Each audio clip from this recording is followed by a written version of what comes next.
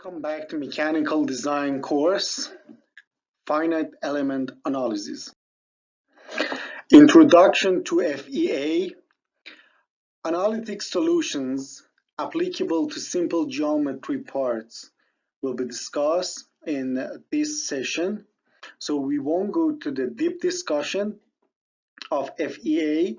I'm going to leave the practical session for the lab and lab instructor. We will basically only cover the basic or fundamentals of FEA. We don't have time to go deep into this topic. The FEA itself is a complete course and it takes a whole semester to understand or have a deep understanding of this knowledge. Real machine parts are complex, so one can break its volume into a finite set of discrete elements. So here we see one machine part, and you see the meshings or those finite elements or those discrete elements. And we see here in this picture how by meshing we manage to break the part into very small or finite elements. Stress varies throughout the continuum of any part. So stress varies from one point to another point of this part, plus one mesh to or one element to another element. Complex part could be perceived by approximation of finite number of discrete elements connected together at their nodes. Okay, so these are the elements here. They are connected at their nodes, and we call this meshing or mesh. Yes, the approximation can be improved by using more elements of smaller size at the expense of increased computation time. So if we increase the number of the elements, then we will have a better approximation, but the computation time will increase or computation load will be very heavy. FEA or finite element analysis can be used for calculation of fluid mechanics, heat transfer, acoustics, electromagnetics, and other specialized problems. So basically, any continuum could be divided into finite discrete elements, and then we could basically analyze or continuum or media by those small or finite elements. Finite element method. Direct stiffness method of finite element analysis is presented in this simple model. So here we see that our element has a stiffness, and this element has two nodes, node I and node J. At node I, we have a displacement of Ui, and node J, we have displacement of Uj. The force at node I is FIH. H is basically index of this element. And force at the node J is FJH. The summation of forces at each node can be written in the matrix form. So here we have summation of forces. FIH is basically KH multiplied by UI minus KH multiplied by Uj.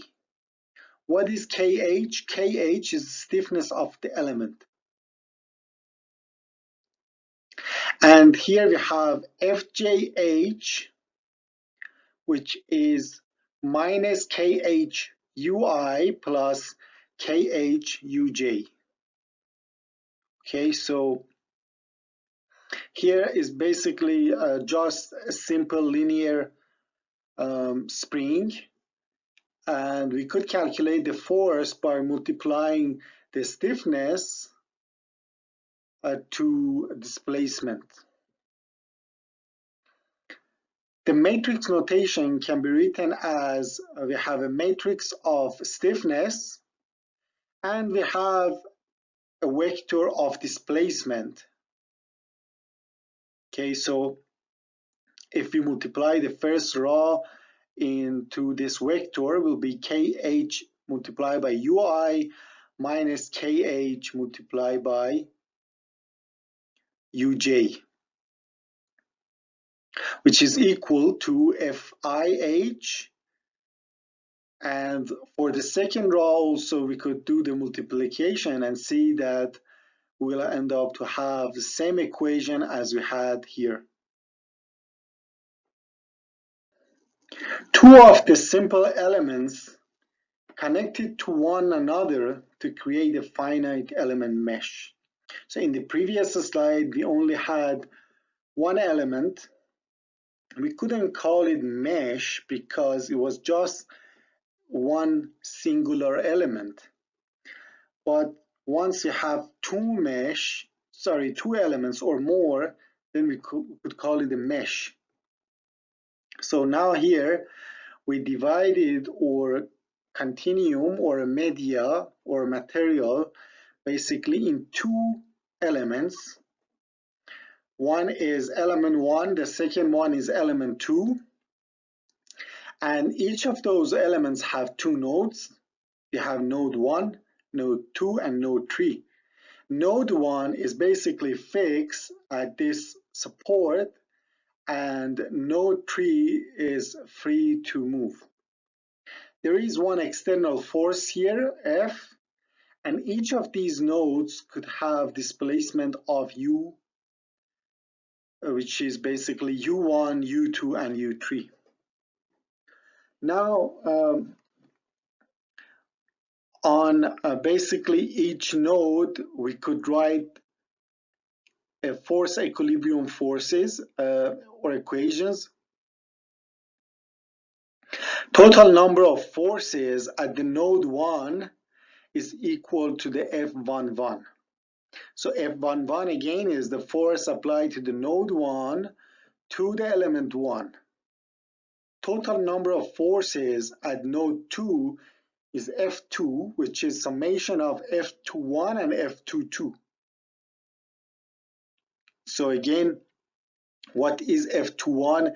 F21 is the force applied to node 2 from or to element 1, and F22 basically the same, okay? And total number of forces applied to node 3 is F3, which is F32. Okay, so here we have now basically a stiffness multiplied by displacement for the F1. F1 is equal to K1U1 minus K1U2. You have F2. Same basically, you could find the total number of forces applied to node 2, and we have also a total number of forces applied to the node 3. Element 1 is fixed to ground, which creates a boundary condition constraints, and element 2 has an external force applied to or at node 3. So in the matrix form, basically the previous equations or set of equations we developed, we want to put it in the matrix form, okay? And this is the matrix form. And K1 and K2 are stiffnesses of element 1 and element 2. So what are boundary conditions? U1 is fixed or is 0, and F3 is equal to F, or the external force. The applied forces and stiffnesses are known. The nodal displacements are to be solved for, which requires pre-multiplication of both sides by the inverse of K. Okay, so if we basically multiply by the inverse of K, we could find the displacements U1 and U2. We have one example here. The areas of sections AB and BC are 64.5 square millimeter and 96.8 square millimeter. Okay, so we have this bar which consists of AB section and BC section. They are connected, these two sections together, so they are rigidly connected, but they have two different cross-sectional area. The lengths of sections AB and BC are 250 millimeter and 300 millimeters. A force F, this is the external force, applied to the point B is equal to 4,500 Newton. Initially, 0.05 millimeter exists between end C and the rigid wall. So this epsilon at the beginning is 0.05 millimeter. Determine the point B displacement if the point C will hit the wall due to applied force. So this gap here is before we applied any forces. Once we apply the force, then the gap will be filled, and we want to know how much is the displacement at the point B. The module of elasticity is equal to 69 gigapascal, or this is the Young's module of the materials for both A, B, and BC sections. Okay, so here we see how we simplified our model by two linear springs. One is K1, the other one has stiffness of K2, and the first one represents the section AB, the second one represents section BC, and there is a force applied to the node 2 here. Node 1 displacement is 0 because it's fixed. These are the boundary conditions we know. Plus we know how much is the displacement at the node 3, this is given, is equal to the initial gap of 0.05 millimeter. And we want to know how much is U2, or displacement here at the node 2. So here we see based on the materials or equations we already developed in previous sessions of this course, we could find stiffness of each section A, B, and BC based on the cross-sectional area, Young's module, and the lengths. All of these are given, so we could find a stiffness of each sections. So what are our boundary conditions? We know that U1, or displacement at this node, is 0. We know force at the node 2 is equal to 4,500 Newton. And we know the epsilon is 0.05, which is equal to the displacement U3. So same as previous slides, what we could do, we could find this matrix relation between force and displacement, and we could have a stiffness matrix here. Okay, now we see that how many unknowns we have. We have one unknown is force at node 1, F1, F3, we don't know how much is that, and we don't know what is the displacement at node 2. See that we have three equations and three unknowns, so we could find the displacement at node 2. Okay, so far we understood the concept of FEA analysis, and we basically use two linear, simple elements to divide or to discretize or do the meshing of our part. But of course, in the real scenarios and many examples, we cannot use simple 2 or 3 linear 1D elements. We need to use more complicated elements. And of course, those elements have more advanced mathematical models, okay, which will be the beyond the scope of this course, and we won't go deep in to the math of those basically elements.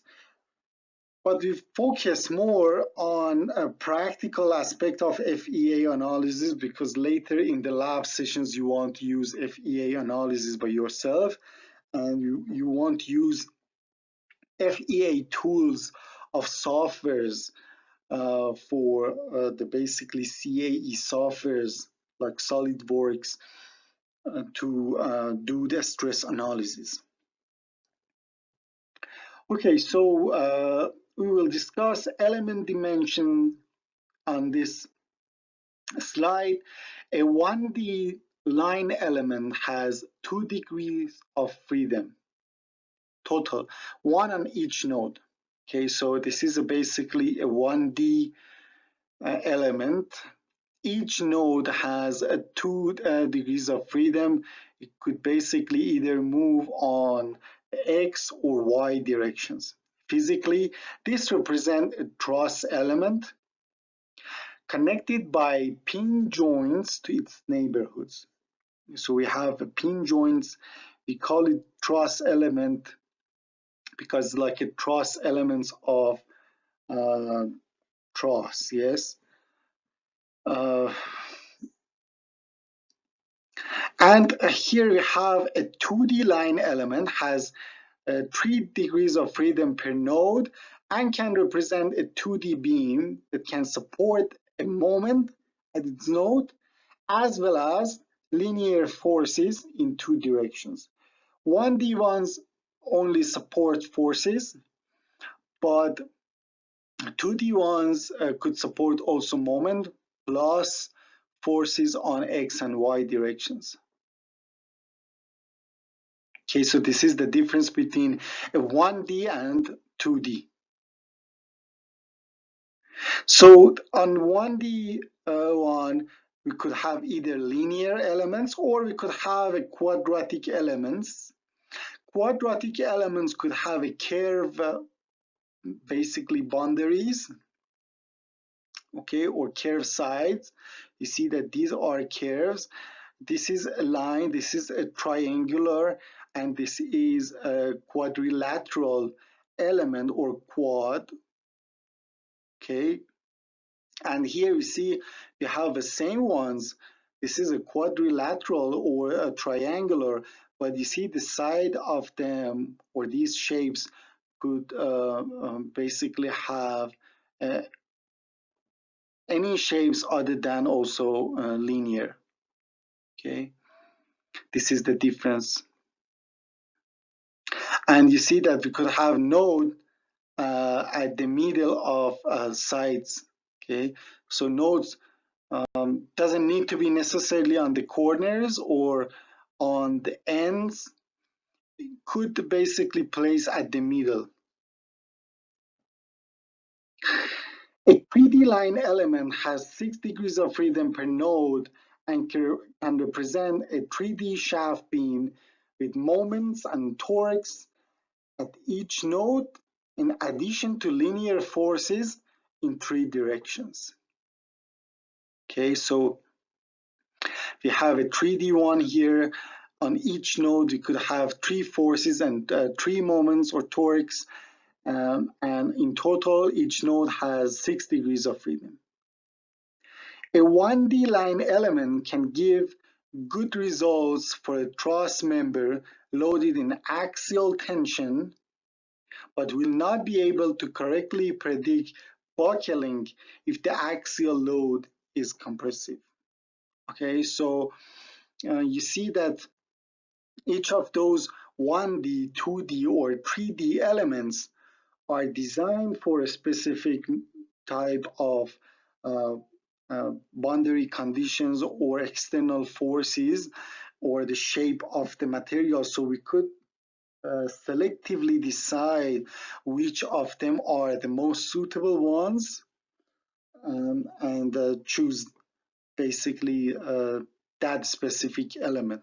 Okay, by increasing dimension of the element, we are increasing computational load and computation of time, and there is a trade-off between accuracy and time, but not always we could achieve higher accuracy by having higher degrees and higher dimension element, but in most cases we could achieve higher precision and accuracy in our modeling.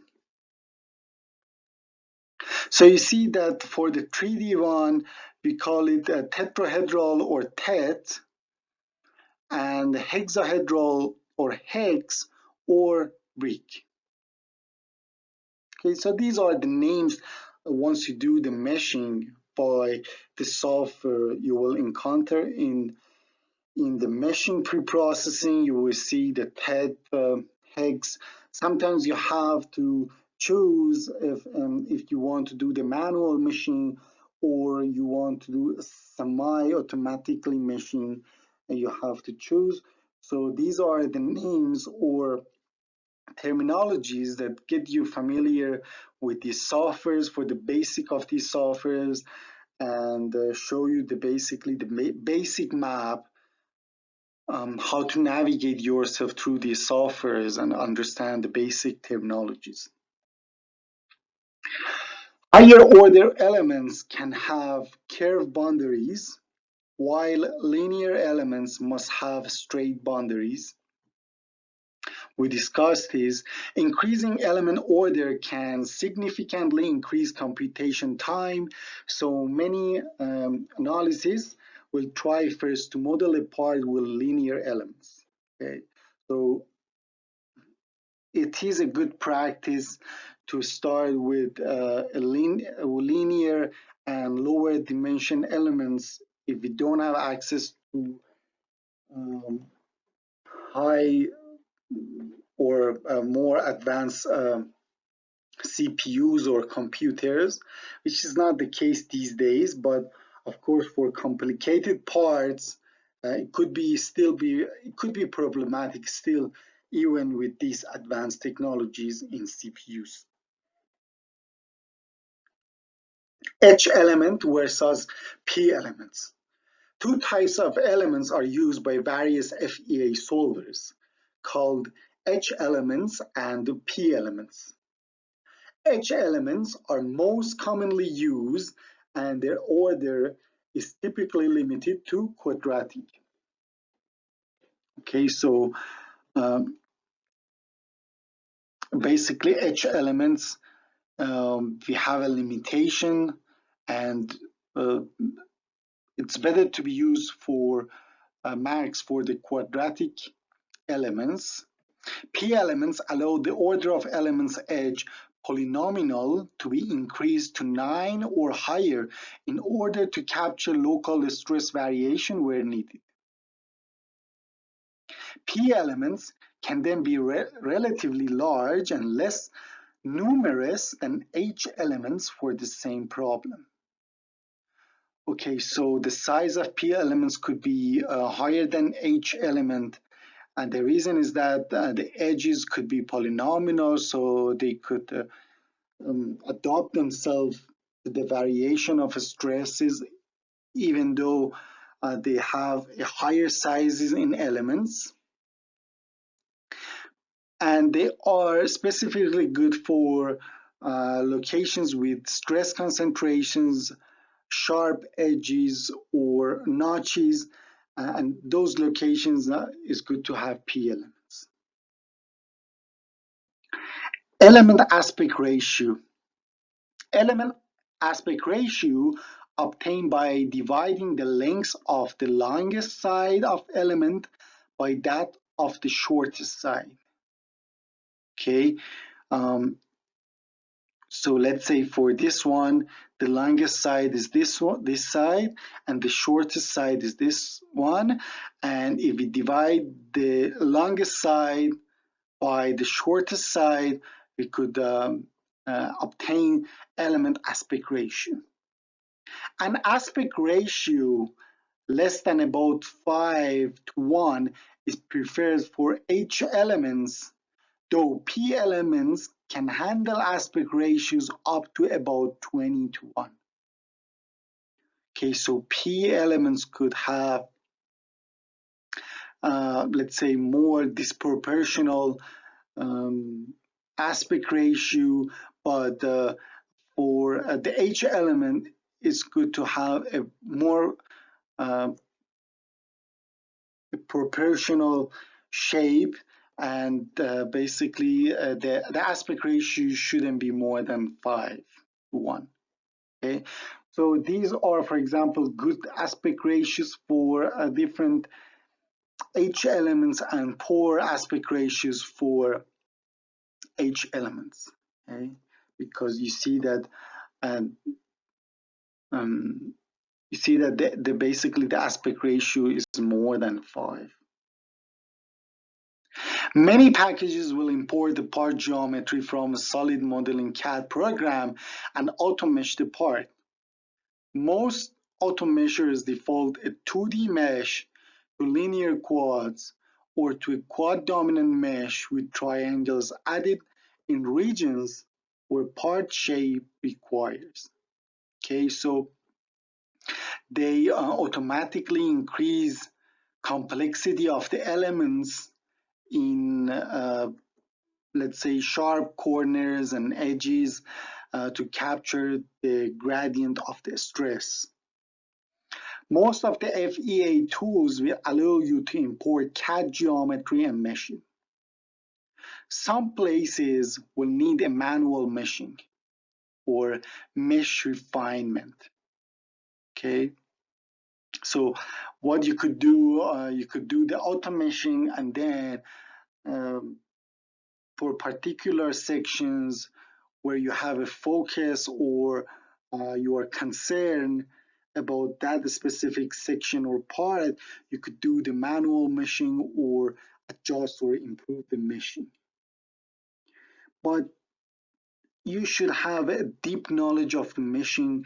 You cannot mess around and do the random or do a trial and error in your manual meshing, because you might end up with a poorer result by manual meshing than the auto meshing. Okay, so you should be expert or have a level of expertise in elements and meshing to be able to adjust and improve the auto meshing by yourself. Mesh density to minimize computation time. A coarse mesh of a larger elements is desired. The regions where the stress gradient in the part is small, a coarse mesh can give adequate results. So this is a coarse mesh here. You see that the meshes are getting finer, okay, or smaller.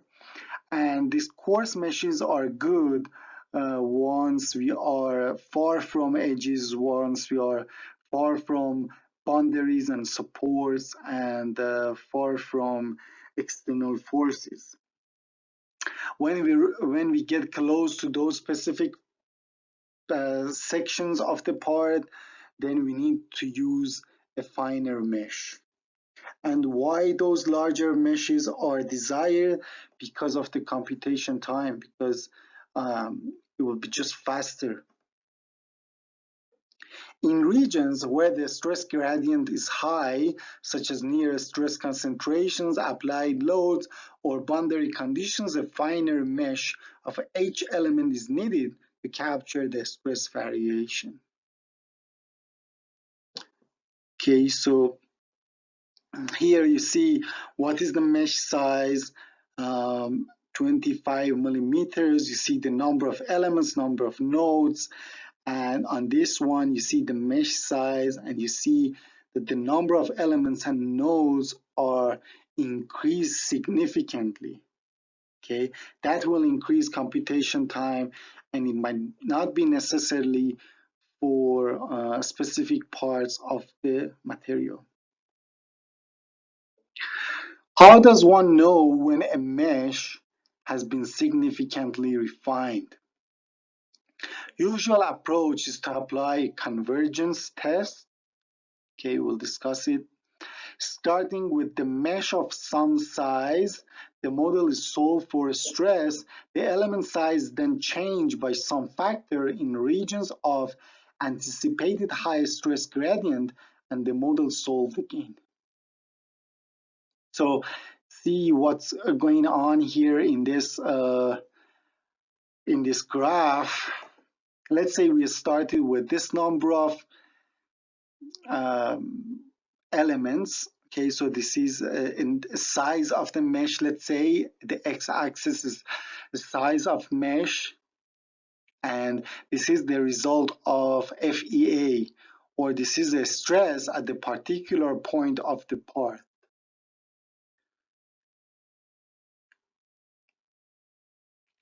The stress values for particular locations are compared between the different mesh density solutions. So this is for another dense mesh density solution. We basically decrease the size of our meshes or elements. We have a finer mesh, and we solve again, and the stress at that specific particular point again calculated.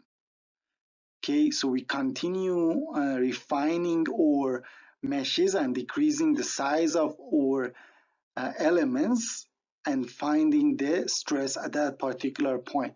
So by doing this process 4, 5, 6 times, we see that the stress at that point is converging to true stress. And of course, once we reach a specific error or a threshold, then we stop refining, because we know that our size of meshes or elements are good enough, and we have a good engineering approximation for stress. We don't need to waste more time or increase computation time, let's say, and again decreasing and decreasing size of elements. Boundary conditions. Each node of an element has some number of degrees of freedom. The physical connections of the part to its neighborhoods in the assembly must be modeled as closely as possible. Okay, and these are the tools. The boundary conditions are the tools provided in all the FEA pre-processing stage softwares, and you have access to those ones, but you should basically try to understand the packages and tools and have a boundary condition as close as possible to the real problem. Applying loads. Applying load is similar to a model of applying boundary conditions. Most FEA package provide a variety of loading models. Okay, so you should be able in the pre-processing stage, should be able to apply external forces to the nodes, and you should be basically very precise or very picky how you are applying these uh, external loads and boundary conditions, because it could significantly change the results, okay? Or uh, basically it could give you stresses which is far from real stresses, okay? So you should be very picky on applying loads and boundary conditions. So here we see that the meshing is done, and the stress solver basically solve the stress, and you see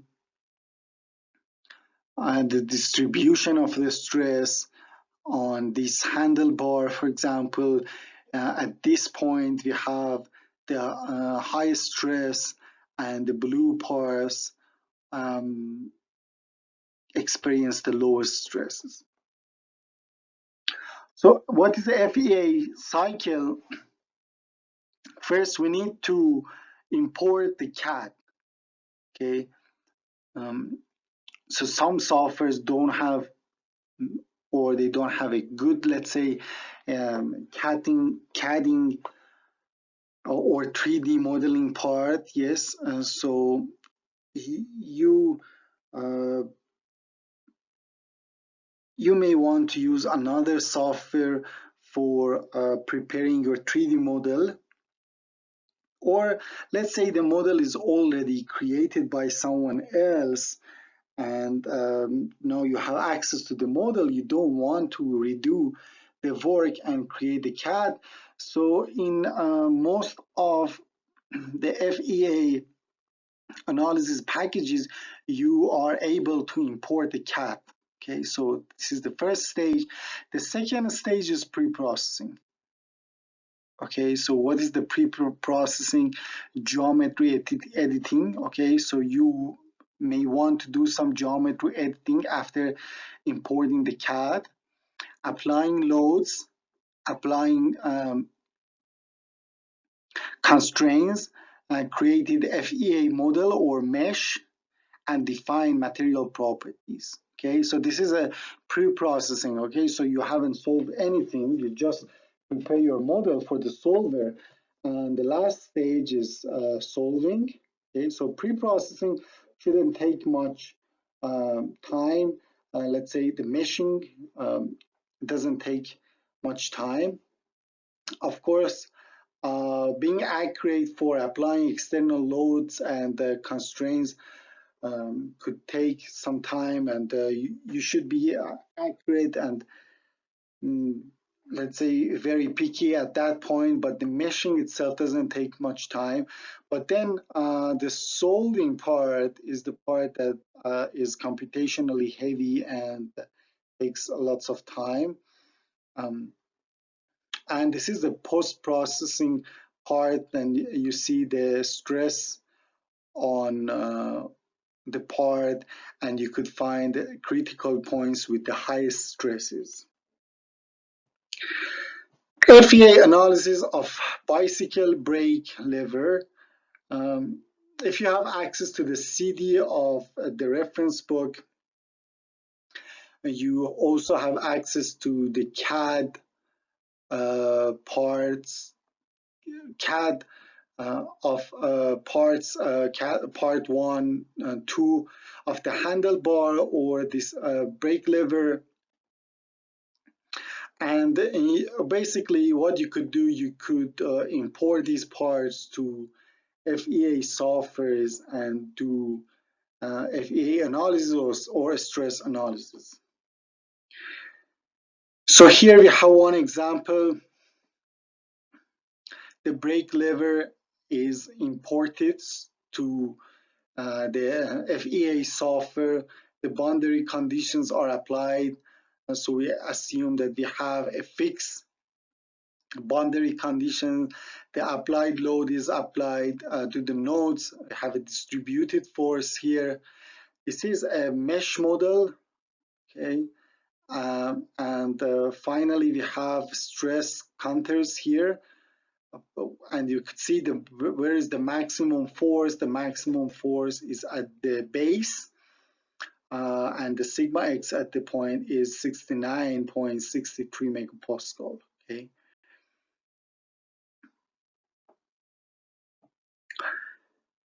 So here we have